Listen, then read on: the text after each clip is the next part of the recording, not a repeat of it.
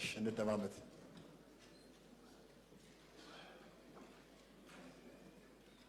እሺ ከእረፍት በኋላ ያለውን ፕሮግራም እንጀምራለን። ክቡር ጠቅላይ ሚኒስትር ቀሪ ምላሽና ማብራሪያ እንዲሰጡ እድል ሰጣለሁ። አመሰግናለሁ።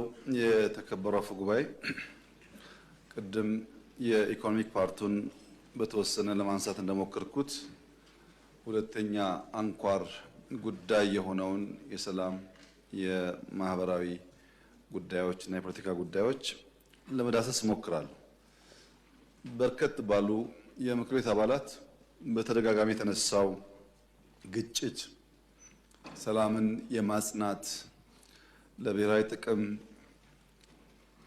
የጋራ አቋም እንደ ሀገር እንደ ሕዝብ የመያዝ ጉዳይ በጣም አስፈላጊ ጥያቄና ኮንሰርን ነው። እኔ ላነሳ የምፈልገው መንስኤው ምንድነው፣ ምን ተሰራ የሚለው በተወሰነ ደረጃ ለመዳሰስ እሞክራለሁ። ኢትዮጵያ ውስጥ የሰላም እጦት በቀጣይነት እየተጋጨን በየተራ እየተጋጨን እንድንኖር ያደረገን ምክንያት አንደኛው ከጥንት የተጣባን ያልተላቀቀን ማንኛውንም የሐሳብ ልዩነት በኃይል የመፍታት ልምምድና ባህል ነው። ባልና ሚስት ሲቀያየሙ በኃይል፣ አባትና ልጅ ሲቀያየሙ በኃይል፣ ጎረቤት ሲቀያየም በኃይል፣ የፖለቲካ ሰዎች ሲቀያየሙ በኃይል ችግር መፍታት፣ ንግግር አለማስቀደም፣ ይሄ አንዱ ከጥንት የተጣባን በሽታ ነው። ሁለተኛው ያልተላቀቀን ላለፉት 100 ምናምን ዓመታት በሞደርን የኢትዮጵያ ታሪክ ውስጥ በየዘመናት ከኛ ጋር የተጓዘው ደግሞ የባንዳነት አመል ነው። በአድዋ ስንዋጋም በሌሎቹም ጊዜያቶች ያልተላቀቀን የባንዳነት አመል ነው። በእርግጥ ባንዳነት ያቆስላል እንጂ አይገልም። ብዙ ባንዳዎች በተደጋጋሚ ኢትዮጵያን አቁስለዋል፣ ማጥፋት ግን አልቻሉም። ሶስተኛው ችግር የጠላቶቻችን ዘመን የማይሽረው ጊዜ የማይገታው ያልተቋረጠ ስጋት ኢትዮጵያ ያደገች ለታ ኢትዮጵያ ስትበለጽግ ኢትዮጵያ ሀያል ጀግና ሕዝብ ያላት ሀገር ቀና ካለች ችግር ነውና ሳትነሳ እዛ እናስቀራት የሚለው የአንድ ዘመን አይደለም፣ ያልተቋረጠ ስጋትና ኢንቨስትመንት። እነዚህ ሶስት ጉዳዮች ይመጋገባሉ። ጠላት አለ፣ ስጋት ስላለው ኢንቨስት ማድረግ ይፈልጋል። ቀጥታ የሚቀጠር ባንዳ አለ፣ አመል ነው አይለቅም። ያ የሚቀጠር ባንዳ ከተቀጠረ በኋላ በኃይል ችግር የመፍታት ልምምዳችን ደግሞ ባህላችን ደግሞ አለ። ይመጋገቡና በዘመናት መካከል የኢትዮጵያን እድገት እየገቱ የኢትዮጵያን ዜጎች በአብሮነት የመኖር የማደግ ፍላጎት እየተቃረኑ ከኛ ጋር ለመኖር ችለዋል። በሀገር ውስጥ ያለው ባንዳ የቤቱን ምሰሶና የቤቱን የቀለም አይነት መለየት ከመቸገር ይመጣል። የዚህ ቤት ቀለም በአንዳንዶቻችን እይታ ነጭ መሆን አለበት፣ በአንዳንዶቻችን እይታ ቢጫ መሆን አለበት፣ በአንዳንዶቻችን እይታ ቀይ መሆን አለበት። ልንከራከር እንችላለን። የዚህ ቤት ቁመና በሚወስነው ምሰሶ ላይ ግን ሁላችንም የጋራ አቋም ከሌለን በቀር ምሰሶውን አፍርሰን ስለ ቀለም ብንጨቃጨቅ ግድግዳ በሌለበት መዳረቅ ነው የሚሆነው። የኢትዮጵያን ኤግዚስተንስ የኢትዮጵያን ሕልውና በሚገዳደር ጉዳይ ላይ መቆም የፖለቲካ ስብዕና አያሰጥም። ምክንያቱም የፖለቲካ ስብዕና ምን አይነት ስርዓት ምን አይነት ቀለም በሚለው መጨቃጨቅ እንጂ እንደ ሀገር ኤግዚስት ማድረጋችንን ጥያቄ ውስጥ የሚያስገባ መሆን የለበትም። ይሄ ይምታታና የቤቱ ቀለም ይቀየር የሚሉ ሰዎች የቤቱ ምሰሶ ከሚያፈርሱ ሰዎች ጋር አብረው ይቆማሉ። ለምሳሌ የትኛውም ቦታ የሚታጠቅ ሰው ብልጽግና ይውደቅ፣ እኔን እንኳን ብዙ አልጨከኑብኝም፣ አፈጉባኤው ይውደቁ ይሉ ይችላሉ። ነገር ግን ኢትዮጵያ ትውደቅ ከተባለ መጥተው ምን ላይ ይቀመጣሉ ነው። ፓርቲዎች እንዲቀያየሩ፣ ግለሰቦች እንዲቀያየሩ መጠየቅና የኢትዮጵያን ኤግዚስተንስ ጥያቄ ውስጥ ማስገባት የራስ እግር ላይ እንደመተኮስ ማለት ነው። ጠላቶቻችን ጉዳያቸው ማን ተቀመጠ አይደለም። በሚኒሊክ ጊዜም ነበሩ፣ በጃንሆይ ጊዜም ነበሩ፣ በየዘመናት ነበሩ፣ አሁንም አሉ፣ በሚቀጥለውም ይኖራሉ። ቋሚ ፍላጎታቸው ምሰሶውን ማፍረስ እንጂ የቀለም ጉዳይ አይደለም። የባንዳዎቹ ችግር የቤቱን ቀለም አይነት ለመወሰን የሚደረግ ትግልን ምሰሶውን ከማፍረስ ጋር መቀላቀላቸው።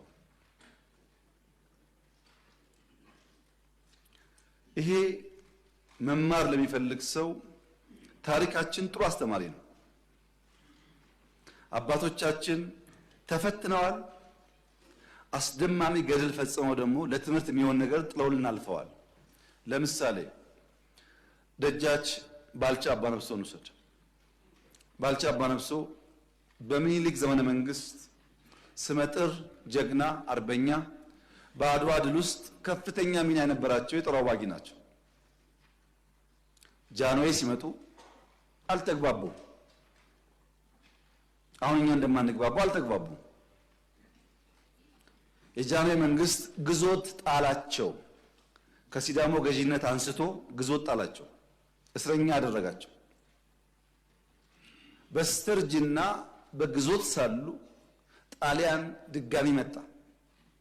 አድዋ ሄደው የተዋጉ ጀግና ድጋሚ ሲመጣ ሊያባብል ሲሞክር እኔ ጸቤ ከጃንሆይ እንጂ ከኢትዮጵያ አይደለም፣ ኢትዮጵያን ከሚወር ጋር አልቆምም ብለው በሁለተኛ ወረራ በስተርጅና ተዋግተው ሞቱ። እሳቸው የሉም። ገድላቸው፣ ታሪካቸው ግን ለሁላችን ትምህርት መሆን አለበት። ሊጋባው በየነ ወይም ደጃዝማች በየነ እንደማገኘው በሚኒሊክ ጊዜ በጣም ስመጥር ሰው ነበሩ። የወላይታ ገዢም ነበሩ። በጃንሆይ ጊዜ አልተግባቡም፣ ግዞት ተጣሉ። ግዞት መጣል ብቻ ሳይሆን አንዳንዴ አፍላፊ ተናግረዋል ተብለው በአለንጋም ተገረፉ። ያኝ ትልቅ ሰው ያኝ አርበኛ በግዞት ሳሉ ጣሊያን ሲመጣ እኔ ጸቤ ከጃንሆይ እንጂ ከኢትዮጵያ አይደለም ብለው ሁለተኛውን ጦርነት ሰሜን እየተዋጉ ነው የሞቱት። ለኛ መጽሐፍ አያስፈልገንም። አባቶቻችን ተገልጠው የሚነበቡ ገድል ሰሪዎች ናቸው። እነዚህ ጀግኖች ሀገራቸውን ያስቀደሙት እንደ ዛሬ የፖለቲካ ፓርቲ ኖሮ ግድ የለም ያኛው ፓርቲ ባይመቸኝ ከዚህኛው ጋር እታገላለሁ በሚል አይደለም። ፖለቲካ ፓርቲ ይባል የለም፣ ድፍን ነው፣ መንገዱም የለም። ግድ የለም በሚቀጥለው ምርጫ እወዳደራለሁ በግልም ቢሆን እስከ ምርጫ ልታገስ ለሀገር ብሎ እንዳይባል ምርጫ የሚባል ነገር የለም። ምርጫ ቢቀር ግድ የለም ኢንክሉሲቭ ናሽናል ዲያሎግ ስላለ በዛ ሐሳቤን የኔን ግሪቫንስ ኤራው ተደርጋለሁ ይናገራለሁ እንዳይሉ ውይይት የሚባል ነገር የለም። ግድ የለም ሚዲያ ሶሻል ሚዲያ እንዳይሉ ሚዲያ የለም። ብዙ አማራጭ የላቸውም።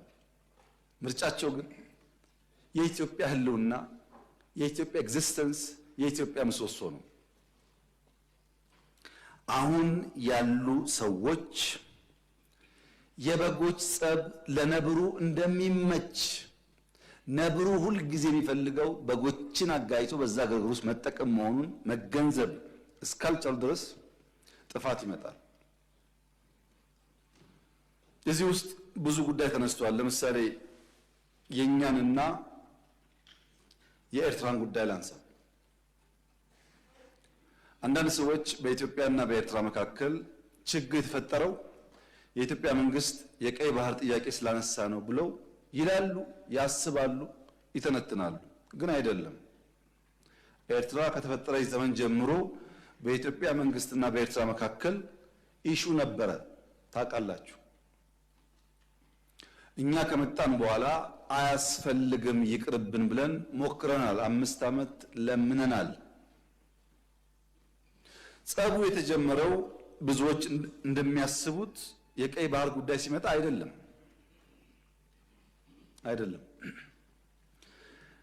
በትግራይ ውጊያ ሲጀመር የመጀመሪያው ዙር ውጊያ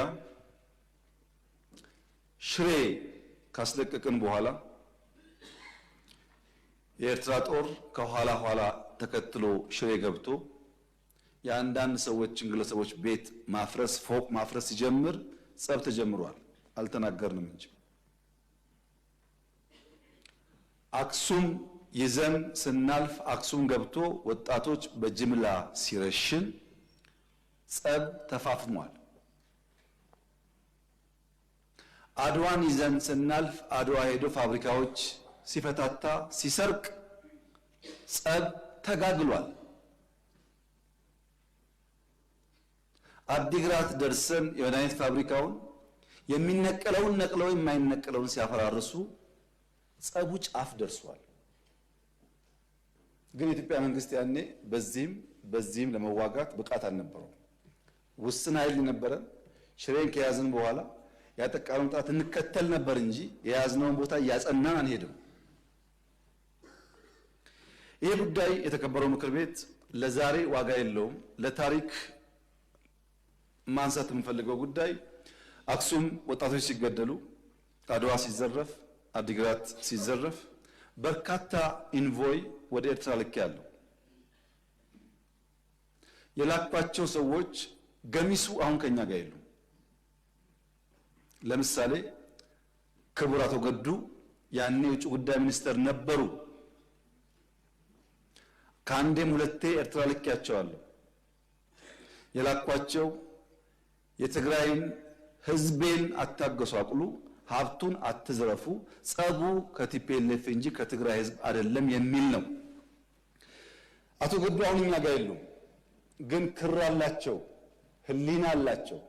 ዛሬ ቢደብቁ በታሪክ ውስጥ ይወጣል። ለምን ጉዳይ ሄደው እንደተነጋገሩ እሳቸውም ያውቃሉ፣ ሻዕቢያም ያውቃል፣ እኛም እናውቃለን። አሉ፣ አልሞቱም። እሳቸው አክሰስ ይደረጋሉ፣ ሊናገሩ ይችላሉ። ለክራቸው ሲሉ፣ ለእምነታቸው ሲሉ ማለት ነው። ለምን ጉዳይ እንደሄዱ በእሳቸው መፈታት ሲያቅተው አቶ ደመቀ ልክ ያለው አቶ ደመቀ አሁን እኛ ጋር የሉም። በህይወት ስላሉ ለእምነታቸው ለሌላቸው ሊጠየቁ ይችላሉ። ለምን ጉዳይ እንደሄዱ ያውቃሉ። ከነሱም ውጭ አሁን ሲስተም ውስጥ ያሉ 2-3 ሰዎች ልክ ያሉ። ታስታውሱ ከሆነ መቀሌ ልንገባ ጥቂት ሲቀረን የ3 ቀን አልቲማተም ብለን አውጀን ነበር። ብዙ ሰው ሚስጥሩ አልገባውም። የቸገረን እኛ ሽሬን ስለቅ ከኋላ ይገባሉ፣ አክሱም ስለቅ ከኋላ ይገባሉ። አሁን መቀሌ ስንገባ ደግሞ ገብተው ትልቁን ከተማ ዳሜጅ ያደርጋሉ ብለን ከነሱ ጋር ከአሁን በኋላ ከወቅሮ እናልፋለን ብትሉ ወያኔ ትተን ወደ እናንተ ነው የምንዞረው ውጊያው ብለን ውቅሮ ላይ የሚጠብቅ ፎርስ አስቀምጠን ነው መቀሌ የገባ ነው፣ እንዳያልፉ ማለት ነው። ይሄ ጸብ ተፋፍሞ ሄዶ የፕሪቶሪያ ስምምነት ሲፈረም እንዴት ቲፒኤልኤፍ ሳይጠፋ እንዴት ትግራይ ሳይወድም ፊርማ ይደረጋል በሚል ነው የመጨረሻ ጫፍ የደረሰው ጸቡ። ከዚህ ኃይል ጋር ነው እንግዲህ አንዳንድ ቲፒኤልኤፍ ሰዎች ሆነው ኢትዮጵያን ለማፍረስ እንስራ ያሉት። የትግራይ ህዝብን የሚጎዳና የሚጠቅም ነገር ይሄ መንግስት ነው የሰራው ወይስ ቲፒኤልኤፍ? ሁሉም ቲፒኤልኤፍ ላይሆን ይችላል። አክራሪ ቲፒኤልኤፍ በሚል ሊወሰድ ማን ነው የሚለውን ዛሬ ብዙ ኢሞሽን፣ ብዙ ፕሮፓጋንዳ፣ ብዙ ውሸት ስላለ ችግር የለውም። ነገ ግን ታሪክ ያወጣዋል። ማንም ሰው እውነትን ለጊዜው መሸፈን እንጂ ከናካቴው ማጥፋት አይችልም። እኛ መጨረሻ ፕሪቶሪያ ስንፈራረም መቀሌ ለመግባት 1 ቀን የቀረን አሸንፈናል ጦርነቱ እንደምታውቁት። ያለው ግን ምንድነው? መቀሌ መግባት ድል አይደለም። ህዝባችንን ማንጠብቅ ከሆነ ተመልሶ ይዘረፋል፣ ተመልሶ ይገደላል። ያ ከሚሆን ሰላም ይሻላል፣ የኛው ህዝብ ነው ከሚጎዳብን ይቅርብን ብለን የወሰንነው።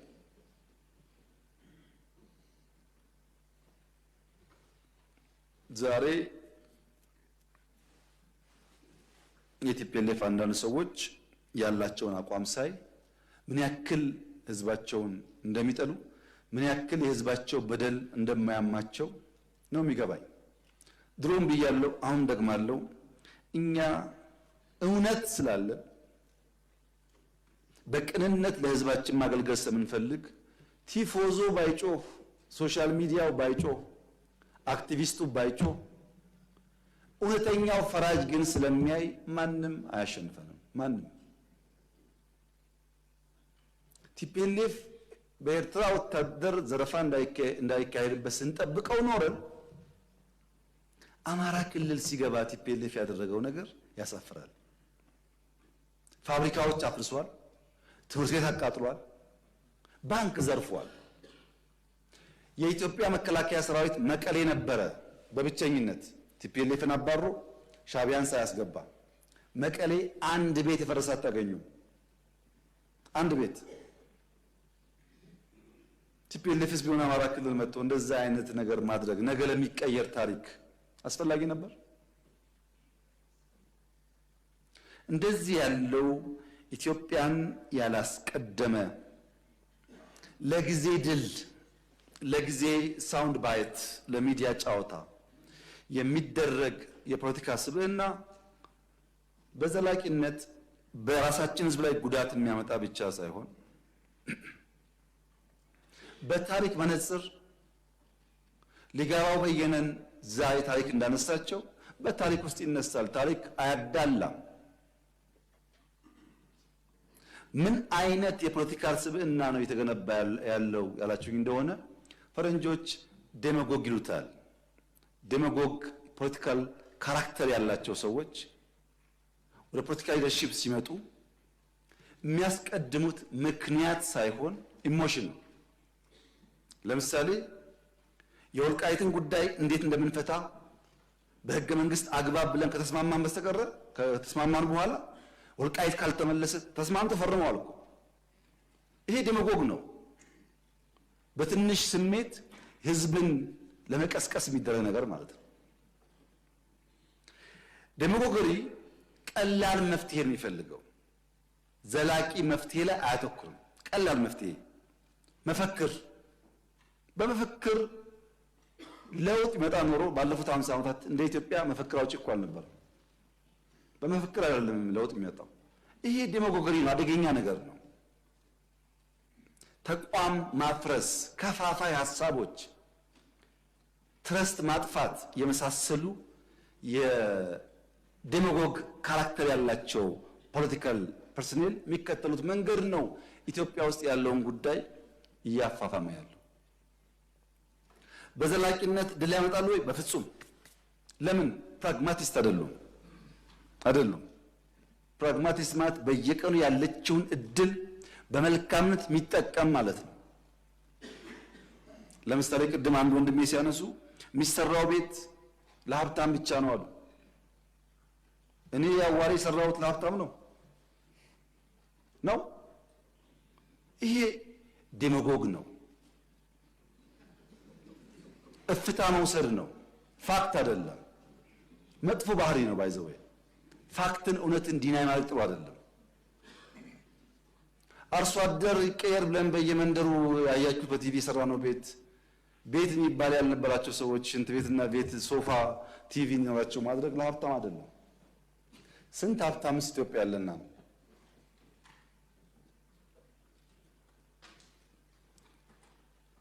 እንደዚህ ያለው የፖለቲካ ሂደት ኢትዮጵያ ውስጥ ጉዳት እያመጣ ነው። ለምሳሌ ሸኔ ምን አለ? እኛ እነዚህ አህዳውያን ናቸው፣ እነዚህ ሚሊካውያን ናቸው፣ እነዚህ ምናምን ናቸው፣ ከነዚህ ጋር ትግል ትክክል አይደለም ብሎ ጫካ ገባ። እኛ ዩኒቲ ፓርክ ስናስመርቅ ዩኒቲ ፓርክ ማስመረቅ ወንጀል ነው ብለው አሁን ዛሬ ከእንትና ጋር ሰርግና ምላሽ። ታዲያ እንደዚህ ከሆነ እኛ ለምን ተከሰስን? እፍታ ነው። ትናንትና ምን ብዬ ነበር፣ ምን ሰርቼ ነበር፣ የት ጋር ቆሜ ነበር የሚል ነገር አይታይም። ሰው የዕለት የዕለቷን ብቻ ስለሚያይ ማለት ነው። ይሄ ዴሞጎጊ የተጠናወተን ያለ ባህሪ የኢትዮጵያን ፖለቲካ በከፍተኛ ደረጃ የሚያዛባና ጉዳት የሚያመጣ ነው። የኛ ምርጫ በዘላቂነት ነገን በሚፈውስ ጉዳይ ላይ ማተኮር ነው። ለዚህ አንደኛው መፍትሄ የማድረግ አቅማችን ማሳደግ፣ የኢትዮጵያን የማድረግ አቅም ማሳደግ። በምን? በኢኮኖሚ እድገት፣ በተቋም ግንባታ። ክቡራትና ክቡራን፣ ከዚህ ለውጥ ጊዜ ለውጡ ሲመጣ የኢትዮጵያ አየር ኃይል አንድ ቢጫ ሄሊኮፕተር ብቻ ነው አየር ላይ ማብረር የሚችለው። የተቀረው ግራውንድ ሆኗል። ዛሬ በተለያየ ስም የሚጠሩ ከመቶ በላይ አውሮፕላኖች የኢትዮጵያ አየር ኃይል አሉ። ከመቶ በላይ ሰምታችኋል። ከመቶ በላይ ለምንድን ነው ተቋምን ገነባው ያላችሁ እንደሆነ ባንዳው ከማቁሰል አያልፍም። ዝግጅቱ ለቁስል ሳይሆን ምሰሶ የሚገዳደሩ ኃይሎች ከመጡ ኢትዮጵያን ለማጽናትና ለማስቀጠል ነው። ስራችን እሱ ላይ ነው። ለምሳሌ ጠላቶቻችን ለባንዳዎች 10 ብር ደሞዝ መክፈል የሚችሉ ከሆነ እኛ ለኢትዮጵያ 100 መክፈላችንን ማረጋገጥ አለብን። ከነሱ የበለጠ ሀብት ካላመነጨን በስተቀር በሀብት ምክንያት፣ በሚዲያ ምክንያት፣ በዲፕሎማሲ ምክንያት ጫና ያመጣሉ። ለምሳሌ የኤርትራ መንግስት የኢትዮጵያ መንግስት የውስጥ ጉዳዩን መፍታት ሳይችል ቀርቶ የቀይ ባህር ጉዳይ ያነሳል ብሎ ይከሳሉ። የውስጥ ጉዳያችን ላይ ሽንኩርት ከታፊው፣ በርበሬ አቅራቢው፣ አማሳዩ ተቀምጦ ሳለ ውስጥና ውጭ የሚለው ጉዳይ እንዴት ይሆናል? መብቃት ነው መፍትሄው። አሁን ለዚህ ምክር ቤት ማረጋገጥ የምፈልገው ኢትዮጵያን መጉዳት የሚፈልጉ ኃይሎች አሉ። ገንዘብ ፋይናንስ ያደርጋሉ። እመኑኝ ግን ኢትዮጵያን አይችሏትም። አልፈናል ከሱ።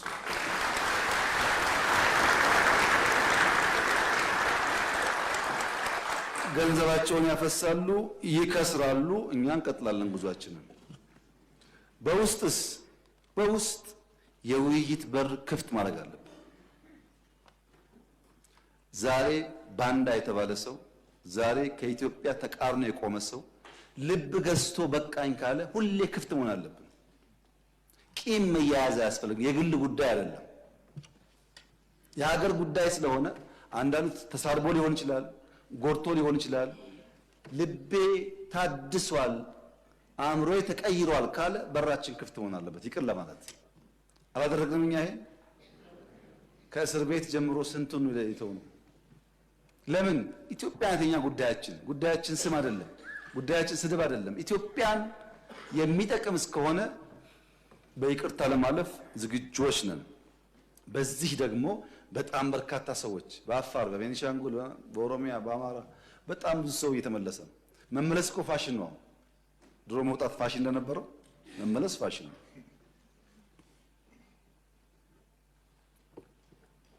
ማንም ሰው ለሰላም ዝግጁ እስከሆነ ድረስ ለመወያየትና ለይቅርታ ዝግጁ መሆን ያስፈልጋል። ለኢትዮጵያ ሲባል የግል ስሜትን ወደ ጎን ትቶ ማለት ነው። ብሔራዊ ጥቅም ላይ አሁን ያለው ሁኔታ በጣም ተሻሽሏል። በጣም ለምሳሌ በጫካ ያሉ አንዳንድ ግለሰቦች ብልጽግና ጋር ሲታገሉ ቆይተው የትግሉ አቅጣጫ መልክ ስቶ ባዳና ባንዳ መቀናጀቱን ሲያዩ እኛማ ጉዳያችን እንደዛ አለን ብለው የተመለሱ አሉ። እዛ ሆነው ምን አይነት ጥይት ቤት በኩል ምን አይነት ሬዲዮ የገባ እንዳለ መረጃ ይሰጡናል። ለአሁን ሲታይ ጠላት ናቸው፣ ግን በኢትዮጵያ ጉዳይ ላይ በኢትዮጵያ ጥቅም ላይ የመጣ ሲመስላቸው ደግሞ አእምሯቸው ተቀይሮ ልብ ገዝተው ለመከላከያ መረጃ የሚሰጡ ደግሞ ሰዎች አሉ። ለውጥ አለ ማለት ነው። የሚደንቀው ነገር በኢትዮጵያ ጉዳይ ላይ የማይደራደረው በአማራ አካባቢ በኦሮሚያ አካባቢ ያለው ብቻ አይደለም። በትግራይ አካባቢ ያለውም ወታደር ለትግራይ ጥቅም ነው እንጂ ነው የሚሞተው ኢትዮጵያ መጉዳትም አልፈልግም ብሎ የሚቆመው ኃይል ቀላል ቁጥሩ ቀላል አይደለም። ይሄ በብሔራዊ ጥቅም ላይ ያለ አንደርስታንዲንግ እና መግባባት እየተሻለ እንደመጣ ያመለክታል። መፈናቀል በሚመለከት ኢትዮጵያውያን በፈለጉት ከባቢ በሰላም ሰርተው መኖር ህገ መንግስታዊ መብታቸው ነው። ማንም የሚሰጣቸው የሚከለክላቸው ጉዳይ አይደለም፣ መብት ነው። የተፈናቀሉ ሰዎች መመለስ ይፈልጋሉ። ቀድሞ የነበሩበት ከባቢም ይምጡልን ይላል። ማን የያዛቸው ነው ጉዳዩ። ለምሳሌ ጦርነት ሲጀመር ትግራይ ከኢሉባቦር ሸሽተው ትግራይ የሄዱ ሰዎች ነበሩ፣ አርሶ አደሮች። የተከበረው ምክር ቤት ከዛ ከመጣችሁ ሰዎች ኢሉባቦር ስትሄዱ አጥሩ ይሄን ጉዳይ ትክክለኛ መረጃ ነው። ሰዎቹ ሸሽተው ትግራይ ገብተዋል። ኢሉባቦር ያሉ አርሶ አደሮች ከነሱ ማሳ ቡና ለቅመው ሽጠው ገንዘቡን በአካውንታቸው ያስገባሉ። ሰዎቹ የሉም። ከእርሻቸው ላይ የተመረተ ምርት ሽጠው ገንዘቡን በራሳቸው አካውንት ያስገባሉ። ሰዎቹ የኛ ሰዎች በሌለንበት ሰርተው አካውንታችን እያስገቡ ነውና በቃ እንመለስ ብለው ተመልሰው ኢሉባቦር አሉ። እየኖሩ ነው። በራያ አይታችኋል፣ ሰው ተመልሷል፣ እየኖረ ነው። በጸለምት አይታችኋል፣ ሰው ተመልሷል፣ እየኖረ ነው። ብዙ ኦሮሚያ አካባቢ ተመልሷል፣ እየኖረ ነው። የቸገረን አሁን ወልቃይት አካባቢ ነው። ሊፈታ ያልቻለው ጉዳይ ልክ ገበሬ ዘር ዘርቶ ከዝናብ በኋላ ምርት እንደሚጠብቀው አምኖ ዘር ዘርቶ ከሆነ ወራት በኋላ የተሻለ ያፍራል ብሎ እንደሚጠብቀው ስደት፣ መፈናቀል፣ ስቃይ ዘርተው ከሌሎች ኃይል እርዳታ የሚጠብቁ ሰዎች አሉ። ስቃይ ዘርተው፣ መከራ ዘርተው፣ ችግር ዘርተው የተፈናቀልን አትሄድም ብለው ይዘው ማለት ነው። ተፈናቃይ ያልተመለሰበት አካባቢ ሰው እንዳይመለስ ለፈለገ ሳይሆን ሰዎቹ መመለስ ስለማይፈልጉ ሳይሆን ተፈናቃይን መያዣ ያደረገ ፖለቲካ ኢትዮጵያ ውስጥ በመኖሩ ነው። ልክ መንገድ ላይ ስትሄዱ የኔ ቢጤዎች ልጆቻቸውን መለመኛ እንደሚያደርጉት ልጆቻቸውን ታቅፈው ይለምኗቸዋል። ብር ስጧቸው፣ ልጃቸውን ተቀበይ ይላሉ። ከተቀበሉና ከሄዱ በኋላ ወዲያው ይቀበሏቸዋል። ታውቃላችሁ፣ የነሱ ስራ ከሰጪው ተቀብሎ ማቀበል ብቻ ነው። ያ ገንዘብ ምን ላይ እንደሚውል አይወስኑም። የኔ ቢጤዎች ልጆቻቸውን መለመኛ እንደሚያደርጉት አንዳንድ ፓርቲዎች ተፈናቃይን የራስ ህልውና ማቆያ ያደርጓቸዋል። ይህን ለማሻሻል ብዙ ሙከራ ተደርጓል። ብዙ ስራ ተሰርቷል። የወልቃይት አካባቢ ነዋሪዎች ከትግራይ የሚፈናቀሉ፣ ከወልቂጤ የሚፈናቀሉ፣ ከአሶሳ የሚፈናቀሉ ወልቃይት በሰላማዊ መንገድ መኖር 100% መብታቸው ነው። ይሄ የፌዴራል መንግስት በጽኑ የሚያምነው ጉዳይ ነው። ነገር ግን ወልቃይትን በሚመለከት ሁላችሁም ታውቃላችሁ፣ ሚስጥር አይደለም። የይገባኛል ጥያቄ በአማራና በትግራይ ክልል ለረጅም ጊዜ ቆይቷል። ሁለቱም ክልሎች ማስረጃ አስደግፈው ተቀባይነት ይኖረው አይኖረው ይሄ ቦታ ይገባኛል ይላሉ። ፌዴራል መንግስት እያለ ያለው ሰው አይፈናቀል፣ ባለበት ይመለስ፣ ራሱን ያስተዳድር፣ ራሱ ይወስነው ነው። አንድ ሰው እዚህ ተቀምጦ ከሚወስን በሪፍረንደም በህጉ አግባብ ይወሰን ነው። ለምን ማን መወሰን ይችላል? አሁን በዛ ህዝብ ህልውናና መሻት ላይ ማን ከእናንተ መካከል መወሰን ይችላል? ራሱ ህዝቡ ቤቱ ገብቶ በሰላም ኖሮ እኔ ልተዳደር የሚገባኝ እዚህ ወይም እዚያ ነው ካላለ በቀር የትኛው ባለስልጣን ነው በቃ የሚገባህ እዚህ ነው ብሎ መወሰን የሚችለው? ይሄው ባለፉት ዓመታት በዚህ ምክንያት የወልቃይት ህዝብ እንደ የትኛውም ኢትዮጵያዊ የሚገባውን በጀት ማግኘት ሲገባው፣ ትምህርት መደገፍ ሲገባው፣ ጤና መደገፍ ሲገባው ፌዴራል መንግስት ማገዝ የሚገባውን ነገር ሳያግዘው እንዲቆይ ያደረገው ጉዳይ ይሄ ጉዳይ በሰላም ሊፈታ ይሻላል፣ ሁለት ወንድማማች ህዝብ በሚያባላ መንገድ ሊፈታ አይገባውም ከሚል ጽኑ እምነት ነው። እኔ አልወስንም የወልቃይትን ጉዳይ፣ ተስፋ አደርጋለሁ እናንተም አትወስኑም። የሚወስነው የዛ አካባቢ ህዝብ ነው። ለዚያ ፓርቲዎች አስቻይ ነገር መፍጠር የሚጠበቅባቸው ይመስለኛል። ነገር ግን ከትግራይ ሰው ተፈናቅሎ አማራ ክልል፣ ኦሮሚያ፣ አዲስ አበባ አይኖርም ወይ ያላችሁኝ እንደሆነ በትግራይ ውጊያ የተሳተፉ ወታደሮች የትግራይ ህዝብ አይደለም የተሳተፉ ወታደሮች አሁን ጫካ ብትሄዱ ስራ ላይ ናቸው፣ ፕሮጀክት ይሰራሉ። ወታደሮች አዲስ አበባ ውስጥ ሞልተዋል፣ አርባ ምንጭ ሞልተዋል፣ ሐዋሳ ሞልተዋል። ሀገራቸው ነው። በሌላውም አካባቢ ይሄ የአጭር ጊዜ ድልን ታሳቢ ያደረገ በዘላቂነት ህዝብ የሚጎዳ ነገር ማድረግ ተገቢ አይመስለኝም። በእኛ በኩል የወልቃይት አካባቢ ነዋሪዎች የተፈናቀሉ ዛሬ ከሰዓት እንኳን ቢመጡ እንቀበላቸዋለን። የኢትዮጵያ መንግስት አቅም በፈቀደ መጠን ኑሯቸው እንዲመቻች እናግዛለን። ጸለምት እንደሆነው፣ ራያ እንደሆነው፣ አዲስ አበባ እንደሆነው፣ ኢሉባቦር እንደሆነው እናደርጋለን። ሌላው ጉዳይ ግን በህዝበ ውሳኔ ሊፈታ ይገባዋል። ይሄ ዲሞክራሲያዊ አካሄድ ብቻ ሳይሆን ህገ መንግስታዊ ነው። ህገ መንግስቱ ባለበት ሁኔታ ውስጥ ያንን ጥሶ መወሰን ለአንዳንዶቻችን የሚቻለን አይመስለኝም። በዚህ አግባብ ቢታይ መልካም ነው። ፕሪቶሪያ ፍቱን መድኃኒት ነው። ቅድም እንዳልኩት አሸንፈን ሰላሙ ይሻላል ብለን ነው የተፈራረምነው። ፕሪቶሪያ ፕራይመርሊ ለፌዴራል መንግስት የሰጠው ግዴታ መብራት፣ ቴሌኮም፣ አየር፣ በጀት ድጋፍ፣ ባንክ፣ ሰርቪስ ትግራይ ይፈጠር ነው። 100% መልሰናል። 100% ከዛ በላይ በዛ ሳይድ የታጠቀ ይፍታ፣ የተፈናቀለ ይመለስ ነው። ከፊሉ መጥቷል፣ ከፊል ይቀራል። አሁንም እዛ ላለው ኃይል የኔ መልእክት ህዝቡ ወደ ቤቱ ይግባ፣ ወደ ቀዬ ይግባ፣ ስራውን ይስራ።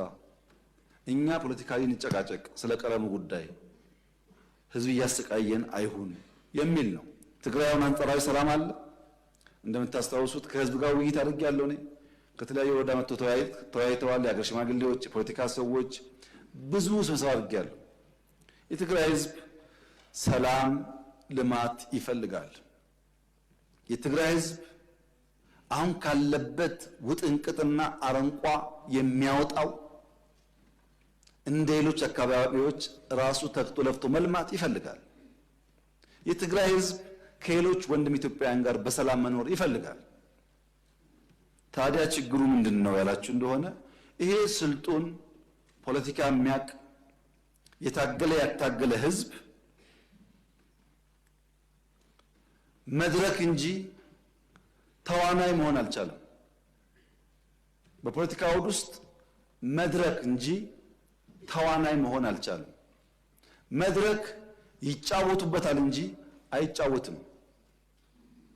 የትግራይ ህዝብ ከመድረክነት ወጥቶ የፖለቲካ ተዋናይ ለመሆን ራሱን በአዲስ ቲንኪንግ መቃኘት አለበት። ሁል ጊዜ በአንድ አይነት አስተሳሰብ የምንቆይ ከሆነ ብዙ ነገር ሉዝ እናደርጋለን። ድሮ አባባል ነው፣ አሁን ግን ይታያል እኮ። መቀሌ ባለፉት 3 ዓመታት እንደ አዲስ አበባ፣ እንደ ባህር ዳር፣ እንደ ድሬዳዋ፣ እንደ ጅጅጋ ተሰርታ ቢሆን ምን እንደምታስቡት? ሁሉም እኩል ገቢ ያለው፣ እኩል ድጋፍ አለው። ሀሳብ ከሌለ ግን፣ ጊዜ ካልሰጠን ግን ልማት አይሰራም። እና የትግራይ ህዝብ በቀጣይነት የፖለቲካ መድረክ ሳይሆን ተዋናይ እንዲሆን መደገፍ ያለበት ይመስለኛል። በትግራይ ውስጥ ከአንድ በላይ የፖለቲካ ፓርቲዎች አሉ።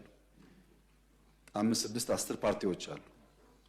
ችግር የሆነው አብዛኛዎቹ የትግራይ ፖለቲካ ፓርቲዎች ያሉበትን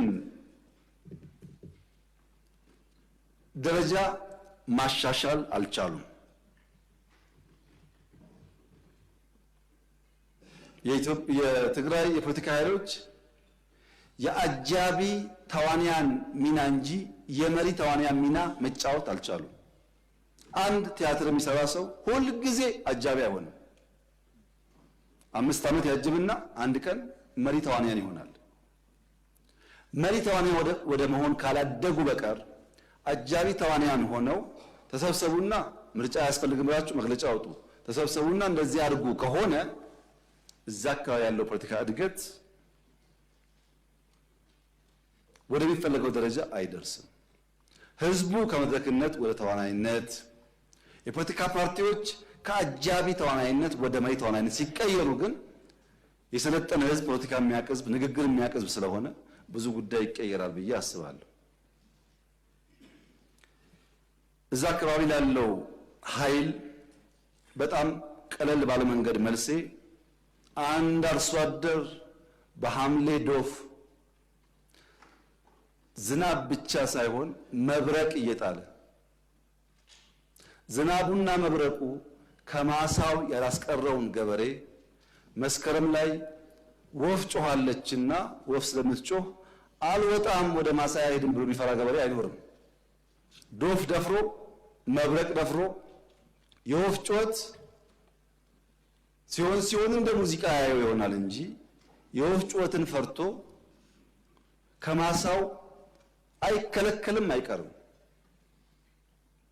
የዚህ መንግስት ታሪክ ይኸው ነው። አሁን ያለው ድምፅ እንደ ወፍ ድምፅ ነው።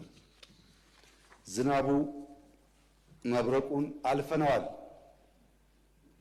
ማንኛውም መጠነኛ ትንኮሳዎች እንደ ወፍ ድምፅ ከማስተናገድ ያለፈ ድካም አይኖርብንምና መሰብሰብ ጥሩ ይሆናል። ምርጫ በሚመለከት የተነሱ በጣም ገንቢ ሀሳቦች አሉ። ምርጫ መሆን አለበት፣ ቢሆን ጥሩ ነው የተባሉ ሀሳቦች እንዳለ እቀበላቸው። ትክክል ነው። ምርጫ እንደዚያ ዲሞክራሲያዊ ሲሆን ጠቃሚ ነው። ምርጫ ድምፅ የሚሰጡ ዜጎች እንደ ጡብ ናቸው። በምርጫው የሚሳተፉ ፓርቲዎች ደግሞ እንደ ማገር ናቸው። በሚሊዮን ጡቦች ከ50 በሚልቁ ማገሮች የሚሰራ ቤት ነው የሚሆነው። በርከት ያሉ ሰዎች ጡባቸውን ካልጣሉ፣ የሚሳተፉ ሰዎች ማገራቸውን ካላኖሩ ጠንካራ ቤት አንገነባም። የዘንድሮ ምርጫ ሰላማዊ፣ ፍትሃዊ፣ አካታች ባለፈው ካየነው ምርጫ በሁሉም መስፈርት የተሻለ እንዲሆን አበክረን ነው ይሰራል ያለነው። አሁን ሚኒስትሮች ከሞላ ጎደል ሁሉም ሪጅን ላይ ነው ያሉት ቅድም የተባለውን ችግር ለመፈተሽ። አሁን እኔ የተሻለ ምርጫ ይኖራል እያልኩ ነው። አንዳንዶች ሰግታችኋል።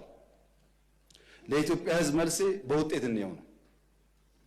የኔ እምነት ይሄ ፓርላማ አሁን ካሉ 5 እና 10 ሰዎች በ5 እና 10 እጥፍ ያደገ ድምጾች ይሰማሉ ብዬ አምናለሁ፣ እፈልጋለሁ። የአንድ ፓርቲ ድምጽ ከሆነ ለኢትዮጵያ አይጠቅማትም። ግን እኔ እንደዛ ነው የማምነው። ስልጣናችን እንደሱ ነው፣ ክትትላችን እንደሱ ነው።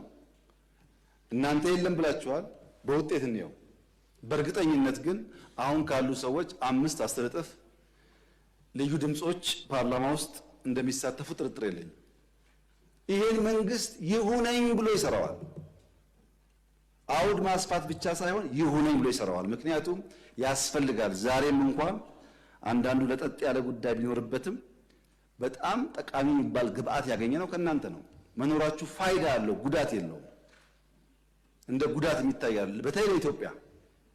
በዚህ ምክንያት በደንብ አበክረን የምንሰራበት ጉዳይ ይሆናል። መንግስት ስራውን እርግፍ አድርጎ ትቶ ምርጫ ላይ ገንዘቡን ጊዜውን እያባከነ ነው የተባለው ክስ ብልጽግና ደግሞ እኛን የኛ አባል መሆናችሁን ዘነጋችሁት እንዴ? ምርጫውን እርግፍ አድርጋችሁ ትታችሁ ቀን ከሌሊት ኮሪደር ትላላችሁ፣ ስራ ትላላችሁ ነው እያለ ነው ያለው። የትኛው ነው እውነቱ የሚለውን ለማየት ምክር ቤት አባላት ስትወጡ ዳታ አገላብጡ። የሁሉም አገር እድገት በምርጫ ዓመት ይቀንሳል። በምርጫ ዓመት የመንግስታት እድገት ይቀንሳል። ለምሳሌ የህንድ አምና ቀንሷል። የኛ ከአምናው በልጦ 10.2% ያድጋል ከተባለ የሚሰራ መንግስት አለ ማለት ነው። በምርጫ ዘመን ትሬንዱ መቀነስ እንጂ ማደግ አይደለም። ካደገ የሚሰራ መንግስት አለ ማለት ነው። ሚዲያ በሚመለከት እስከማውቀው ዝግጅት አለ። የሚቀር ነገር ካለ ምክር ቤቱ የሚዲያ ተቋማት ጠርቶ አቅጣጫ መስጠት ይችላል። ሚዲያ ለሁሉም በሚገባው በህግ አግባብ ማገልገል አለበት። ሚዲያን በሚመለከት ግን እንደው እግረ መንገድ ለማንሳት እንደ ከዚህ ቀደሙ መንግስት ምን ጠብቅ አይመስለኝም። ምክንያቱም ኢቲቪ ብቻ ሳይሆን የኔም ስልክ ሚዲያ ስለሆነ የእርሶም ስልክ ሚዲያ ስለሆነ ዩቲዩብ አለ፣ ፌስቡክ አለ፣ ምናምን ብዙ መንገድ አለ ህዝባችን የምናገኝበት። ብዙ የምንለምንበት ምክንያት ያለ አይመስለኝም። ብቻም ሳይሆን ወጣቱ የትኛውን ነው የበለጠ የሚሰማው የሚለው ጉዳይም አከራካሪ ነው እና ሚዲያ እንደ ድሮ አሳሳቢ ጉዳይ አይመስለኝም። ያም ሆኖ ግን የመንግስት ሚዲያ ተቋማት ሁሉንም በሚያሳትፍ መንገድ መስራት አለባቸው። እምነቱም አቅጣጫውም ይሄ ነው። ችግር ካለ በእናንተ በኩል ቢፈተሽ እኛም ክትትል እናደርጋለን። ምርጫው ግን ባለፈው ከነበረው ምርጫ በእጅጉ አሳታፊ እንዲሆን ይሰራል። ያለ መስራትም ክቡር ያለ መስራትም ባለፉት 5 ዓመታት ከፍተኛ ሚና የነበራቸው የምክር ቤት አባላት ኢንክሉሲቭ ምርጫ እንዲኖረን ስለፈለግን እንደ አብርሃም በግ ጥለናቸው ያለፍናቸው አሉ። እዚህ እየተገባቸው መቀጠል እየቻሉ በሌላ ስራ እናስተማራቸዋለን አሳታፊ እናድርገው ብለን በሚል ምክንያት ብቻ ማለት ነው። ይሄን የኛዎቹ ስለሚያውቁት ከነሱ ጋር ስትነጋገሩ ይገባቸዋል ምን እያልኩ እንዳለው። ምርጫው አሳታፊ ይሆናል። እዚህ ጥሩ ያገለግላችሁ ሰዎች ምርጫው ተሳተፉ፣ መንግስት ያገለግላላችሁ፣ ችግር አይደለም ማለት ነው። የኔም የእናንተም ፍላጎት ኢንክሉሲቭ ከባቢ ለመፍጠር መክፈል ያለብን ዋጋ ካለ እየከፈልን መሄድ ግዴታ ስለሆነ ጸጥታዊ መለከት በቀና መንገድም ቢስተካከል ቢሟላ የተባለ ጉዳይ አለ። በሌላ መንገድ እንዴት ምርጫው ይካሄዳል ሰላም የለም በሚል ጫፍም የተነሳ ጉዳይ አለ። ቅድም እንዳነሳሁት 88000 ዳታ ሰብሳቢዎች በ19650 ቀበሌዎች ዳታ ሲሰበስቡ ነበር። ከ19000 ቀበሌ በላይ የሎ ኢንፎርስመንት ኤጀንሲስ የጸጥታ ሁኔታ አጥንተው ማፕ ሰርተዋል። አሁን ኢትዮጵያ ውስጥ ያለው የሰላም ሁኔታ ባለፈው ካለው በእጅጉ የተሻለ ነው። ምርጫው ይደረጋል። ምርጫው ሰላማዊ ይሆናል። በምርጫ የተሳተፉ ተጠቃሚ ይሆናሉ። ያልተሳተፉ ቢያንስ 5 ዓመት ይቆጫሉ። ሰላም በሚመለከት በቀደም ወር ሳይሞላ ኢትዮጵያ ውስጥ ከ28000 በላይ ታቦት ውጭ ወጥቶ አድሮ በሰላም ተመልሷል። 28000 ታቦት ሚሊየንስ ከኋላ አስከትሎ ማለት ነው። አዲስ አበባ እኮ አይደለም፣ በድፍን ኢትዮጵያ። በቀደም ገና በሚሊዮን የሚቆጠር ሰው እንዳያችሁት ነጭ ለብሶ ነጭ መስሎ አክብሯል በየቦታው።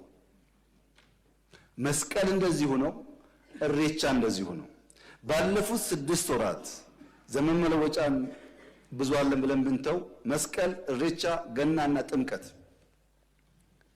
አይነት የወል ባህል የማህበረሰብ ባህል የሚከበርበት ውጭ የሚከበርበት ባህል በድፍን አፍሪካ የለም።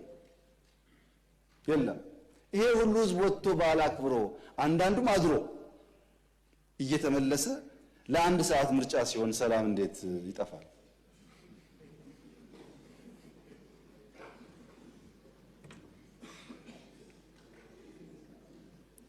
የሞኝ ዘፈን ሁልጊዜ አበባዬ ነው ይባላል። የሞኝ ዘፈን ምርጫ ሲደርስ መንግስት አደርጋለሁ ካለ አታድርጉ፣ ሰላም የለም፣ ኑሮ ውድነት ነው፣ እንትና ጸጉሩ ተመልጧል ይላሉ። መንግስት ኮሮና መጥቷልና ትንሽ ወራት እናቆይ ካለ የለም ምርጫ ማድረግ አለብን፣ ካለ ምርጫ ህገ መንግስት ይበላሻል፣ ዲሞክራሲ ይበላሻል ይላሉ። ለምን? ሽግግር መንግስት።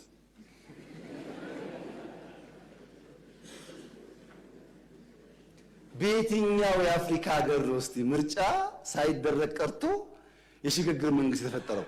ኤርትራ? የት እናውቃለን? ከየት ተማር ነው ይሄንን? ምርጫ ተደረገም አልተደረገም ተጎጂው ምርጫ ተወዳድሮ እድል መሞከር ያለበት ኃይል ነው እንጂ ስልጣን ላይ ያለ መንግስት አይደለም። ይሄ መጥፎ ልምምድ ነው። ጅብ አለና እንዳትበሉ ምርጫ አታድርጉ ብሎ የሚቀሰቅሱ ብዙ አሉ። ሰምታችሁ እንደሆነ አላውቅም። በአንድ መንደር ወጣቶች የሩጫ ውድድር ያደርጋሉ። ባረጉ ቁጥር አንደኛው ያሸንፋል፣ ባረጉ ቁጥር አንደኛው ያሸንፋል። እንደማያሸንፍ ስለሚያቅ አንድ ቀን ዘይዶ መጣ። ልክ ሩጫ ተጀምሮ ሰዎች ሞት ሲጀምሩ ጅብ መጣላችሁ አለ፣ ጮኸ። ወደፊት እየሮጠ የነበረው ሰው ጅብ መጣ ብሎ ወደ ኋላ ተመልሶ አልፎት ሄደ። እነሱ ወደዛ ሲሮጡ ወደዚህ ሮጦ ቀደማቸው እሱ። አሁን ጅብ አለና ምርጫ አትውጡ፣ ከዛ ሽግግር መንግስት መጥቶ የቀደም እንሆናለን የሚል አደገኛ በሽታ በወንድሞቻችን ጭንቅላት ውስጥ ገብቷል። ይሄ ጠቃሚ አይደለም። ምርጫ ጥሩ ነው። ፐርፌክት እንኳን ባይሆን ልምዱ ጥሩ ነው። ፐርፌክት ላይሆን ይችላል፣ ግን ልምድ ጥሩ ነው። በእኛ በኩል ያለ ኮሚትመንት ግን በዚህኛው ምክር ቤት በእያንዳንዱ ክልል ምክር ቤትም ብዙ ድምጾች እንዲሰሙ መንግስት ይሁነኝ ብሎ መስራት አለበት። ታች በወረዳ አካባቢ የተባለው ይሄው ነው አቅጣጫው። በዚሁ ይሰራን ያለ ነው። ምናልባት ግን እርሱ ያሉት ችግር ካለ እንፈትሻለን፣ እናስተካክላለን። ዋናው ጉዳይ ግን በፍሬያቸው ታውቃቸዋላቸው እንደሚባለው በውጤቱ ይለያል የእርሶና የኔ አቋም ማለት ነው። እና ምርጫው የተሻለ እንደሚሆን ተስፋ አደርጋለሁ። ያልተመዘገባችሁ ተመዝገቡ፣ ያልወሰናችሁ ወስኑ። ሰፊ እድል የሚገኝበት ምርጫ ስለሆነ መወዳደር ጥሩ ይሆናል ብዬ አስባለሁ። ውይይት በሚመለከት ኢንክሉሲቭ ናሽናል ዲያሎጉ አሁን ያለበት ደረጃ ከኔ ይልቅ እናንተ ሪፖርት ይኖራችኋል። በእኛ ሀገር መልካም ውይይት ከመኝታ ይበልጣል ይባላል። አልጋ አካልን፣ ውይይት ልብን ያሳርፋል። በመወያየት ውስጥ ብዙ የማናያቸው የማናቃቸው ስብራቶች ይጠገናሉ። መወያየት ክፉ አይደለም፣ ጥሩ ነው። ኢትዮጵያውያን ለዘመናት ጦርነት ሰርተዋል። ለዘመናት ጦርነት አበጃጅተው ታሪክ ሰርተው አልፈዋል። አሁን ያለን ትውልድ ደግሞ በውይይት ሀገረ መንግስት እንስራ። ለመወያየት ዝግጁ መሆን ጥሩ ይመስለኛል። ተቋሙ እኔ ባለኝ መረጃ በመቶ ሺዎች አወያይቷል። አሜሪካ፣ አውሮፓ፣ መካከለኛው ምስራቅ፣ አፍሪካ ሳይቀር እንደ ከዚህ ቀደም አይነት ውይይት አይደለም። ኤቭሪዌይ ኢትዮጵያውያን አወያይቷል። በሺህ ገጾች የሚጠጋ አጀንዳ ሰብስቧል። እስካሁን ያለው ስራ አጀንዳ መለየትና ለዋናው መድረክ የሚወያዩ ሰዎች መለየት ብቻ ነው። ትግራይም እንደነገሩኝ ከሆነ ከ10 በላይ ስብሰባ አድርገዋል። ከብዙዎች ጋር ተወያይተዋል። ከ95% በላይ የኢትዮጵያ ሕዝብ ውክልና ሰጥቷል። ምንም ዲያሎጉን ሊያቆም የሚችል ነገር የለም። ዲያሎጉ ለሁሉ ክፍት ነው። እናንተና መወያየት አትችሉም ተብሎ የሚከለከል ግለሰብም ቡድንም የለም። አልፈልግም ካለ ግን የሚገደድ ደግሞ የለም። ለምሳሌ በአሁኑ ምርጫ 50 ሚሊዮን ኢትዮጵያዊ ካርድ መስጠት የሚያስችል መብት ቢኖረው በህገ መንግስቱ 40 ብቻ ፈቅዶ 10ን ቢብል አስገድደን ምርጫ መረጥ አንለውም። እባካችሁ ምረጡ፣ አስፈላጊ ነው፣ ጠቃሚውን እንላቸዋለን፣ አናስገድዳቸውም። ውይይት ያስፈልጋል፣ እባካችሁ እንወያይ፣ ጠቃሚውን እንላለን፣ አናስገድድም። ማጆሪቲ ይወያያል፣ ህግን ተከትሎ የሚያሻሽለው ጉዳይ ካለ ያሻሽላል። ማይኖሪቲ በዛ ህግ ይገዛል ማለት ነው። እኔ ባለኝ ሪፖርት እስካሁን ባለው ውይይት በጣም ድግግሞሽ አለ። ኦሮሚያ ክልል የተነሳ አጀንዳ አማራ ክልል አለ፣ አማራ ክልል የተነሳ አጀንዳ ቤኒሻንጉል አለ። የህዝቡ ፍላጎት ይቀራረባል። አብዛኛው ጥያቄ ተቀራረበ ነው።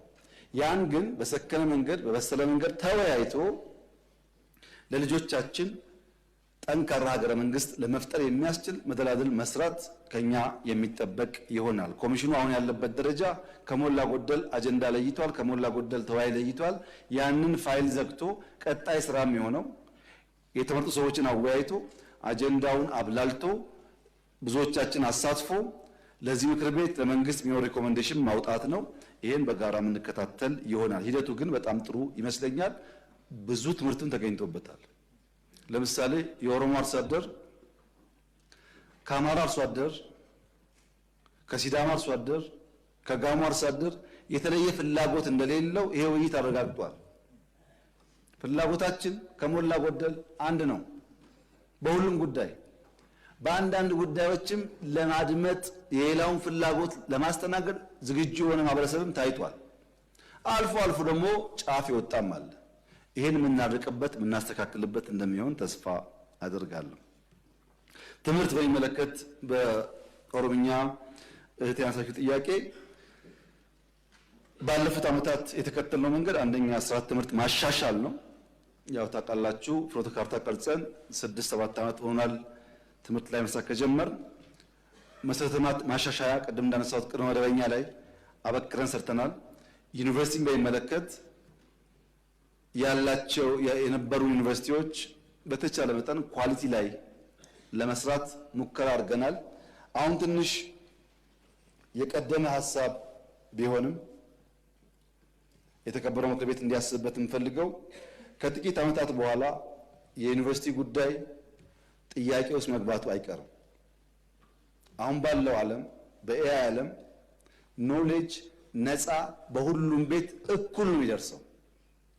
ብቃት ማለት የኮሌጅ ዲግሪ ሳይሆን ስኪል ነው። ብቃት ማለት ዳታን አናላይዝ የማድረግ ካፓሲቲ ነው። ብቃት ማለት ኦፖርቹኒቲ ማነፍነፍና ግራብ የማድረግ ብቃት ነው። እነሱ ናቸው የሚፈጠሩት እንጂ እንዳሁን እንዳለው አይነት 4 ዓመት ተቀምጦ የሚጠብቅ ሰው ያለ አይመስለኝም። እየተባለ ያለው በመስኩ ምሁራን እየተባለ ያለው የዛሬ 100 ዓመት 150 ዓመት የትራንስፖርት ሚንስ የጋማ ከብት ነበር። ከዛ ጋሪ ሆነ። ከዛ በሰዓት 10 15 20 እያለ አሁን ያለው መኪና ተፈጠረ። የዛሬ 100 ዓመት የነበረ አውሮፕላን አልነበረም። አውሮፕላን 2 ሰው 10 ሰው 100 ሰው እየተባለ ካፕቴን የሌለው አብራሪ የሌለው አውሮፕላን ተፈጠረ። መንገዶች ድሮ የሚሰሩበት ስፋት እና ርዝመት አሁን የሚሰራበት፣ ድልድዮች አሁን የሚሰሩበት፣ ህንፃዎች አሁን የሚሰሩበት ሁሉ ነገር ተሻሽሏል። የትምህርት ስርዓቱ ግን የዛሬ 100 ዓመትም በክፍል ውስጥ መቀመጥ ነው። ጥያቄ ሲኖረው በተራ እጅ ያወጣል። አንተ ቀጥል ይባላል። ይጠይቃል። ለሱ ምላሽ ይሰጣል። በዚህ አይነት 20 ተማሪ ባለበት ክላስ ውስጥ አንድ ሰው ጥያቄ የጠየቀ ለአንድ የተመለሰ አሁን ያለውን ዘመን መዋጀት አይቻልም። ጥያቄ ወዲያው ሳይመልቲኔስ መጠየቅ አለበት። የትምህርት ስርዓቱ ራሱን አላሻሻለም የሚል ትችቶች አሉ። እኛ አሁን በአጭር ጊዜ ውስጥ የምናስበው ያለ ዩኒቨርሲቲ ኳሊቲ ኢንሃንስ ማድረግ ነው፣ ማሻሻል ነው። ግን ታችን ስራ፣ ዲጂታል ስኪል እንገንባ፣ ለነገ ውድድር እንዘጋጅ። ያን ካደረግን የመምህራን ስልጠና፣ የመምህራን ኑሮ ማሻሻል፣ የምዘና ሂደት ማሻሻል፣ ቴክኖሎጂ መጠቀም፣ እነዚህ ጉዳዮች ትምህርትን ይቀይራሉ። መምህራንም ማወቅ ያለባቸው፣ ተማሪዎችም ማወቅ ያለባቸው ሰው ከስልኩ የሚያገኘውን የእውቀት ልክ የትኛውም ተቋም አይሰጠውም። በእኔ ስልክ ውስጥ ያለችውን እውቀት የትም ቦታ ሄጄ አላገኝም። የፈለኩትን ጥያቄ መልሳለኝ። ያን ስኪል ዴቨሎፕ ማድረግ ያስፈልጋል። በሰላም ምክንያት የማይማሩ ከባቢዎች ለተባለው በኢትዮጵያ አንድ አባባል አለ። ፈጣሪ ከፈቀደ ጠላት አይስጥህ፣ ከሰጠህም ደንቆ ጠላት አይስጥህ ይባላል። ሎርድ ኦፍ ኢግኖራንስ ይላሉ ፈረንጆች። ሎርድ ኦፍ ኢግኖራንስ ደንቆሮ ጠላት ዛሬን ሳይሆን ነገን ነው የሚገለው። ጠላት አሁን ይገላል። ደንቆሮ ግን ልጅ ትምህርት ቤት እንዳይደርጉ ነገንም ይገላል። ዛሬ ብቻ ሳይሆን ኢማጂን ልጆች ትምህርት ቤት እንዳይሄዱ የሚከለክል ነፃ አውጪ ታጋይ ያልተማረ ሰው ነገ ሰብስቦ ምን አይነት መንግስት እንደሚሆን አስቡት። አሁን ባለው ዓለም ውስጥ ይሄ በጣም በጣም አደገኛ ስብራት ነው። ይሄን መግራት ማስተካከል ያስፈልጋል። እዛው ላይ ያለ ድርድርን በሚመለከት ቅድም ተነስቶ የነበረው ጉዳይ ቅድም እንዳነሳሁት ከሁሉም በሰላማዊ መንገድ መነጋገር ላይ የሚፈልግ ሰው በራችን ክፍት ነው፣ ለይቅርታ ዝግጁ ነን። ነገር ግን ስሙ ዳቦ ነው፣ ስሙ አምባሻ ነው፣ ስሙ ድፎ ነው የሚለው ጉዳይ እኛ ያስጨንቀን። ከስሙ ሳይሆን ከዳቦ ነው ጉዳያችን። ስም ተቀየረ አልተቀየረ ሳይሆን ዋና ጉዳይ ዳቦም ይሁን ድፎ ሰላም እስከፈለገ ድረስ ለመነጋገር ይቅር ለማለት ለማቀፍ በመንግስት በኩል ዝግጁ ነን። የስንዴ ዳቦ ጠዋት ተነስቶ ቂጣ፣ ቀጥ ተነስቶ አምባሻ፣ ማታ ተነስቶ ድፎ በሆነ ቁጥር ግን አቋማችን አይቀያየርም ማለት ነው።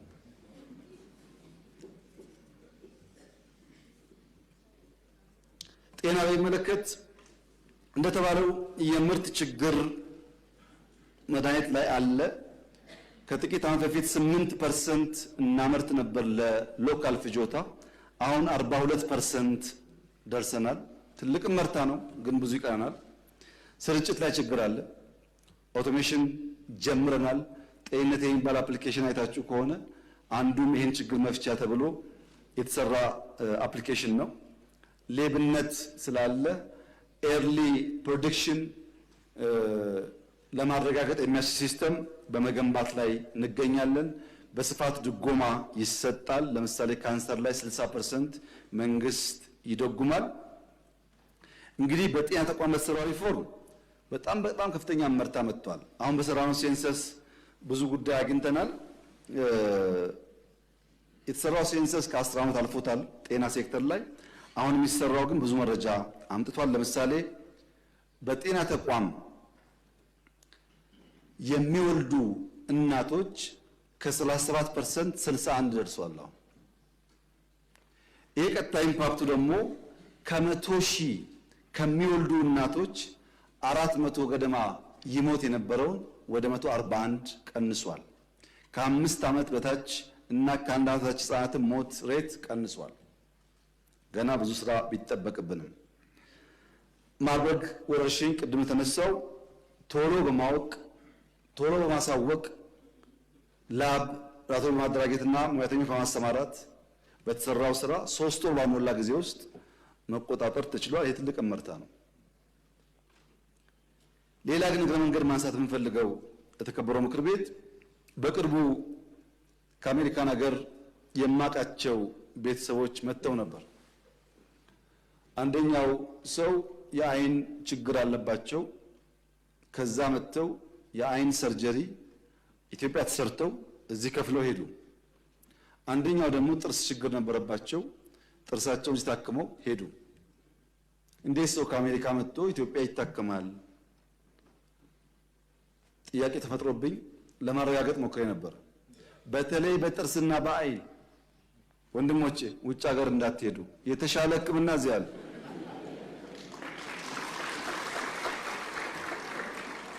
የሚገርሙ ኢትዮጵያውያን ልምዳቸውን እውቀታቸው ይዘው መጥተው ጀምረዋል። ብዙ ናቸው ወይ? አይደሉም፣ ጥቂት ናቸው። ግን የአይን ሰርጀሪ እና ጥርስ በሚመለከት በጣም ምርጥ ኢትዮጵያውያን አዲስ አበባ ላይ ሕክምና ጀምረዋል። ላልሰሙ ለማሰማት ነው። ከዚህ ቀደም በጭንቅላትና በልብ ስትሮክ ሲያጋጥም አንስቻለሁ። ሰፊ አይደለም እንጂ ጥቂት ኢትዮጵያውያን ተምረው ሰልጥነው ተመልሰው መጥተው ሀገራቸው ውስጥ የተሻለ ነገር ለመስራት ጥረት እያደረጉ ነው። እነሱ መደገፍ፣ ከነሱ ጎን መቆም፣ የሚያስፈልጋቸውን ድጋፍ አድርጎ እንዲሰፉ፣ እንዲያድጉ፣ እንዲያብቡ ማድረግ ያስፈልጋል። ለኛው ጥቅም ሲባል ጤናን ከሞላ ጎደል ሪፎርሙ ውጤት ያስገኘ ቢሆንም ገና በጣም በርካታ ስራዎች ግን ይጠበቅብናል። ቅድም ለተነሳ ለበጀት ጉዳይ የጤና በጀት መልኩ ብዙ ነው። ግን ለምሳሌ ኬንያን ብንወስድ ፕራይመሪሊ ፕራይቬት ሴክተር ነው ጤና የሚሰራው እንጂ መንግስት አይደለም። የኛ ፕራይቬት ሴክተር በዛ ደረጃ ገና አልመጣም። ከተማ ውስጥ ጥሩ ነው፣ ወጣ ሲባል አልመጣም። በእኛ በኩል ግን በጀትም እየጨመር ግንባታም እየጨመር ለማስፋት ለማሳደግ ጥረት ይደረጋል።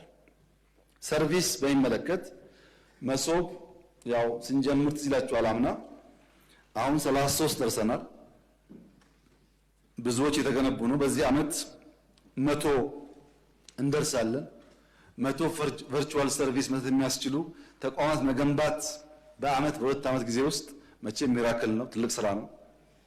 ሲስተም ዴቨሎፕ አድርገን ስለሆነ ግን በቂ ስላልሆነ በባስ ቨርቹዋል መሶብ እየሰራን ነው። አልጨረስንም።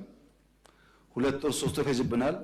ልክ እንደ መሶብ ሲስተም ያለው ባስ ሰርተን በየሰፈሩ ሄደን ለምሳሌ እሁድ ቀን፣ ሰኞ ቀን እያን በየሰፈሩ ሄደን ከባስ ሰርቪስ ፕሮቫይድ እናደርጋለን። ይሄ ጥቅሙ ምንድነው? ራቅ እያልን ስንሄድ ህንፃ መገንባት ምናምን ችግር ከሆነ በየቦታው በባሶችም የቨርቹዋል ሰርቪስ ሰጥተን የህዝቡን ሮሮ መቀነስ፣ ኤፊሽንሲ ለማረጋገጥ፣ ሌብነት ለመቀነስ እንጠቀምበታለን። ልክ እንደ ፋይዳ፣ እንደ ፓስፖርት፣ ሞባይል መኒ፣ ግብር የመሳሰሉት ጉዳዮች በከፍተኛ ደረጃ ላይፋችን እያቀለሉ ነው። እሱን አጠናክረን የምንቀጥል ይሆናል። ውጤቱ ግን በጣም የሚያበረታታ ሆኖ ነው ያገኘሁት። እኔ የመጨረሻው ዲፕሎማሲ በሚመለከት የተነሳው ጥያቄ ውሃ ያስጠጣል። እሱ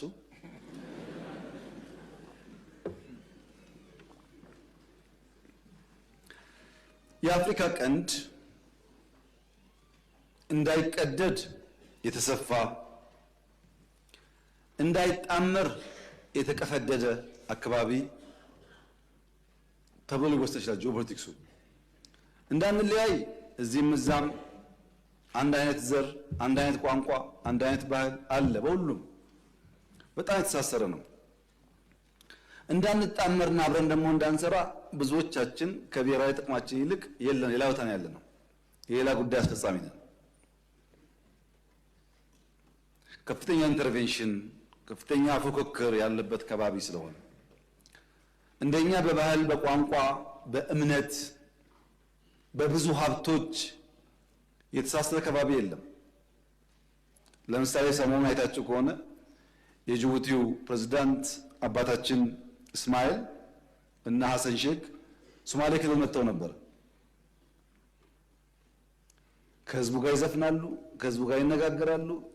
ዘሴም ባህል፣ ዘሴም ቋንቋ፣ መግባባት ነበራቸው። ወደ ትግራይም ቢኬድ፣ ወደ ሱዳንም ቢኬድ፣ ደቡብ ሱዳንም ቢኬድ፣ ኬንያም ቢኬድ ይሄ ነገር አለ። ህዝብ በጣም የተወራረሰ ከባቢ ነው። የተፈጥሮ ሀብትም እንደዚሁ ነው። ይሄ ተጠቅሞ መልማት ይቻል ነበር። ነገር ግን የሁለቱ ውሃዎች ጉዳይ እኛንም እያተረማመሰ በእኛ ጉዳይ የሚገቡ ኃይሎችም እያሰፋ በመሄዱ አንዱ ጎረቤት ለሌላው ጋሻ መሆን ሲገባው ጥይት አቀባባይ ሆኖ ቀረ። አንዱ ለአንዱ መከታ መሆን ሲገባው አንዱ ለአንዱ ችግር አስተላላፊ ሆነ። በዚህ ምክንያት ቀጠናው የራሱ ውስንነት አለበት። ይሄን ለመፍታት ከፍተኛ ጥረት እያደረግን ነው። እንደሚሰምር ተስፋ እናደርጋለን። ቀይ ባህርን በሚመለከት በተደጋጋሚ አንስቻለሁ። ደግሜ አቋሜን ለመግለጽ እንዲመቸኝ እስራኤል የጎላን ተራራ ለምን ያዘች? እስራኤል የጎላን ተራራ ያዘችው ለናሽናል ሴኩሪቲ፣ ለህልውናዬ፣ ለኤግዚስተንሴ ችግር ያጋጥመኛል ብላ ስላመነች ነው።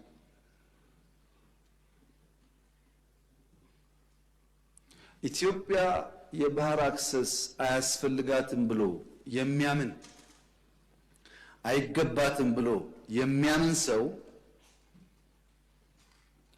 አንድ ተፈጥሯዊ ህግ የሳተ ይመስለኛል። ሰው ይወለዳል፣ ሰው ያድጋል፣ ሰው ያረጃል፣ ሰው ይሞታል።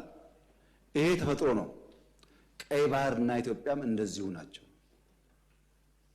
በሆነ ጊዜ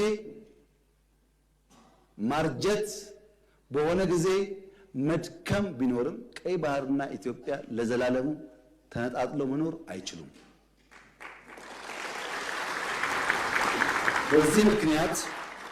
በዚህ ምክንያት በጣም ብዙ ስለሆነ ሀብቱ ከምጽዋ ጫፍ እስከ ሞቃዲሾ ጫፍ 5000 ኪሎ ሜትር ነው። በጣም ትርፍ ነው። ካለነው አካባቢ በላይ ነው ጥቅሙ። ከ5000 ውስጥ 20 ሚሊዮን ገደማ ሶማሌ፣ የተወሰነ ሚሊዮን ጅቡቲ፣ የተወሰነ ሚሊዮን ኤርትራ፣ በድምሩ 25 ሚሊዮን ገደማ ያሉት 5000ውን ይዘውታል። 130 ሚሊዮን ህዝብ ያላት ኢትዮጵያ የጠየቀችው ግን 50 ኪሎ ሜትር ነው። ይሄ ፍትህ ካልሆነ ዓለም ላይ ፍትህ የለም ማለት ነው። የጠየቅነው ደግሞ ገለን ቀምተን አይደለም። የፈለገ ሰው በአፍሪካ ትልቁ ግድብ የኢትዮጵያ ግድብ ነው።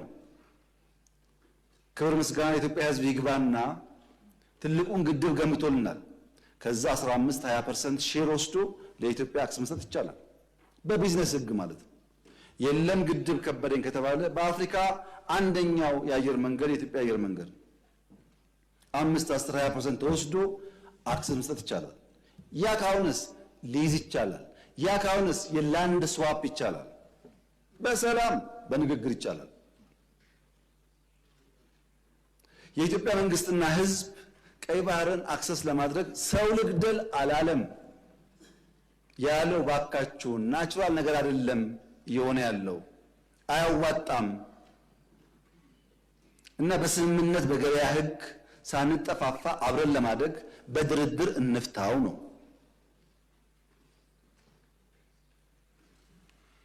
ይህን ጉዳይ መቀበል የጊዜ ጉዳይ ካልሆነ በቀር የግድ ይመስለኛል። እኛም ብንፈልግ አንችልም፣ ሰርቫይቭ ማድረግ አንችልም። በዛኛው ወገን በሌላ ወገን ያሉት የሚቸገሩ ይመስለኛል። ለምሳሌ እኛ ከኛ የሚሄደውን ውሃ ወደ ኤርትራ ተከዜ ይሄዳል ብንከለክል፣ ወደ ሶማሌ ሸበሌ ይሄዳል ብንከለክል፣ ኦሞ ኬንያ ይሄዳል ብንከለክል፣ ባሮ ሳውት ሱዳን ይሄዳል ብንከለክል፣ አባይ ሱዳን ብንከለክል ይሆናል? ፈጥሮ አይደለም ማለት ትክክል አይደለም። ይሄ ልክ እንደሱ ማለት ነው። እንደሱ ማለት ነው። እኛም ማጋራት አለብን፣ እነሱም ማጋራት አለባቸው። እኛም ማገዝ አለብን፣ እነሱም ማገዝ አለባቸው። ተያይዘን ማደግ አለብን። ይኸውላችሁ የተከበራችሁ ምክር ቤት አባላት፣ አሰብ ላይ የኢትዮጵያ መንግስት ፖርት ገነባ፣ ኤርፖርት ገነባ፣ መንገድ ገነባ፣ ሪፋይነሪ ገነባ እና ተጋጨን። እዛ ቀረ ሀብቱ። ስንታረቅ ኤርትራውያን ከ20 ዓመት በኋላ መጥተው በኢትዮጵያ ፍርድ ቤት ቆመው ቤቴን መልሱልኝ፣ መሬቴን መለስልኝ ብለው ወሰዱ። ለምን? ታረቅና። በግለሰብ መጥተው ያኔ የተባበሩ ኤርትራውያን ቦታቸውን ንብረታቸውን ወሰዱ። ታዲያ የኢትዮጵያ መንግስት ሪፋይነሪውን፣ ፖርቱን፣ ኤርፖርቱን ቢወስድ ከዚህ አንጻርስ እንዴት ነው የሚታየው?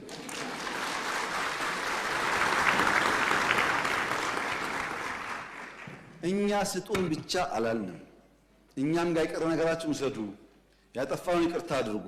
ግን በቀጣይነት ኢትዮጵያን ከተፈጥሮ ጸጋው ማስቀረት ያስቸግራል። አሁን ከበደ ሊያግዝ ይችላል፣ ተሰማ ሊያግዝ ይችላል፣ ጫላ ሊያግዝ ይችላል። ኢትዮጵያን ማንም አቁማት አያውቅም፣ ማንምም አያቁማትም። ይህም ማይሆን ዝም ብሎ ባዶ ፍላጎት ነው፣ ሮንግ ኢንቨስትመንት ነው። በነገራችን ላይ ኢትዮጵያን መጉዳት የሚሹ ሀገራት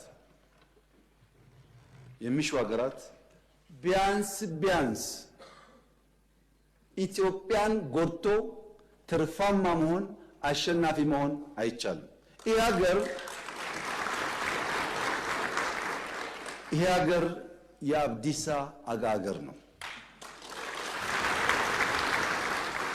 አብዲሳ አጋ በሰው ምድር ታስሮ ሳለ የሀገሩ ወረራ ከሀገሩ አርበኞች ጋር መታገል ሲያቅተው እዛው ሀገራቸው ውስጥ ሆኖ ሰላም እንደነሳቸው ኢትዮጵያውያን ስንነካ ስንጠቃ በምድራችን ብቻ ሳይሆን በእኛ በሚባለው ምድር ችግር ፈጣሪዎች መሆናችን አይቀሬ ነው።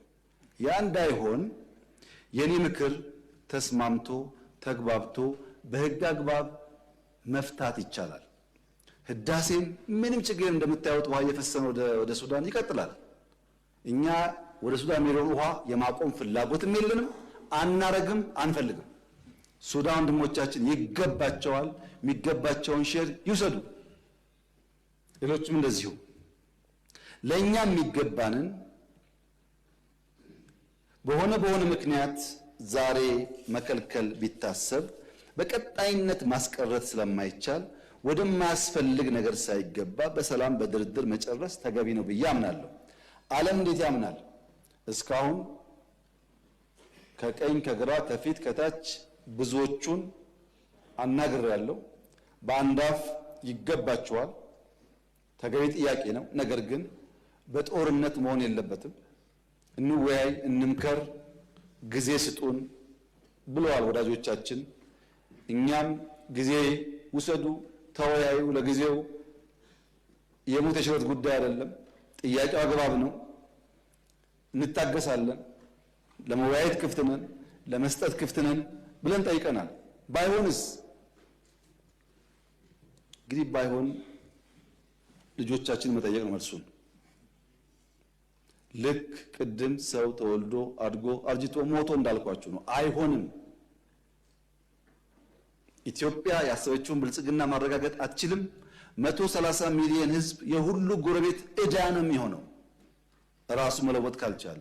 ሀብታም ከሆነስ መሸከም ይችላል። ለዛ በትብብር መስራት የሚያስፈልግ ይመስለኛል። በዲፕሎማሲ ረገድ በጣም መልካም ጅማሮች አሉ። በሎ ኢንፎርስመንት ቁመና ግንባታ በጣም መልካም ጅማሮች አሉ። በናሽናል ኢንትረስት መግባባት ላይ መልካም ቁመናዎች አሉ። እነዚህ ጉዳዮች በጊዜው ፍሬ ያፈራሉ የሚል እምነት አለኝ። ለዚያ በትዕግስት በጥበብ በማስተዋል ኪሳራ፣ ግድያ በቀነሰ ባላስከተለ መንገድ በሰላማዊ መንገድ ለመፍታት ይሞከራል። በባሌም ሆነ በቦሌ እንደተባለው ግን አይቀርም ማለት ነው።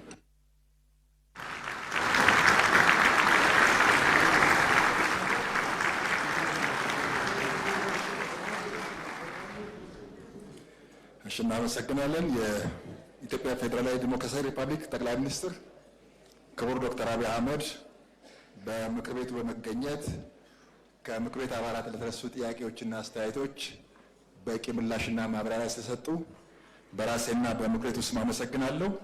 10ኛ መደበኛ ስብሰባ በዚህ ያበቃል።